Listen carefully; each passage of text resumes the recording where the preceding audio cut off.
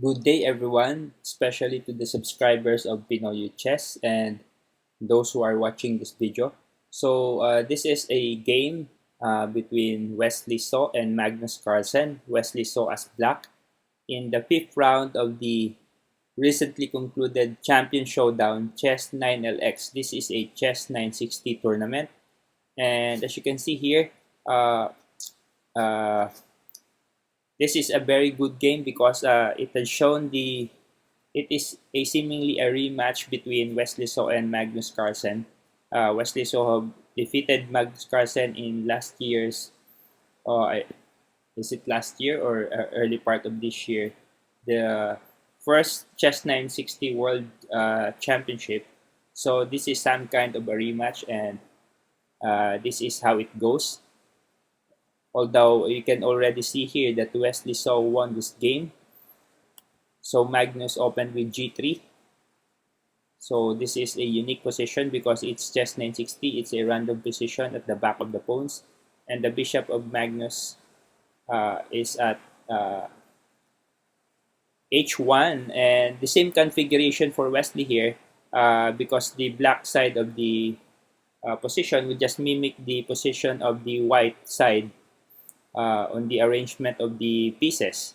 So g3. And Wesley So thought for a long time here before making a move because the problem for him is this b7 pawn is unprotected. So although he can choose to castle immediately, in Chess960 castling at the start of the game is possible with this type of position. The since the it just mimic the castle position of the regular standard position, which is the if king queenside castling, the king would be at c8 or c1 for white. But Wesley So opted with knight c6. So here how it goes. So the same thing. The h8 bishop is pointing at the unprotected b2 pawn here. So knight c3 for Magnus. So early exchange there. Castling for both sides.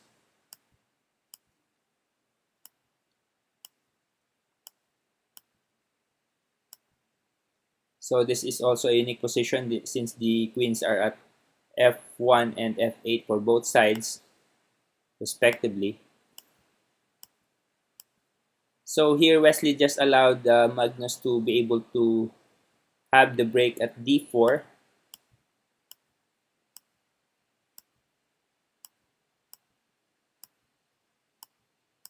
Okay, here comes the d4 break.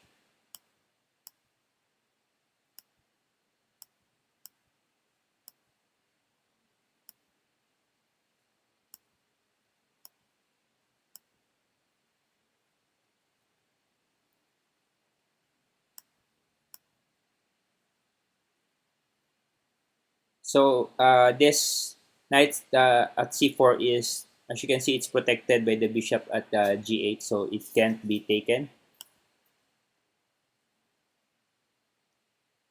This rook g1 attacks this bishop at g8 with the threat of removing the guard of the knight at c4. But Wesley made a very strong move here, attacking it at the same time defending. Queen d4, defending the c4 knight and attacking the attacking rook at g1. So Magnus was forced to go back to d1. So we have rook d1 here, and Wesley did not return to the f6 square, just queen e5 because maybe he intends to make the move queen b5 here, threatening knight takes a3. And Magnus returns to g1 with this rook. And we have a defensive move here, which is bishop f7. And of course, rook g7 is not possible because there's a queen at e5. So we have here an offer to exchange queens. And after this, Magnus just resigned. you realize that it's a blunder because if rook takes, uh, for example, here we have, I'll try to make the move, but the system does not allow me. Okay, if rook takes, let's check if we can add a notation here. Okay, is it possible? The system does not allow for it. Before A, you're allowed to make your own moves.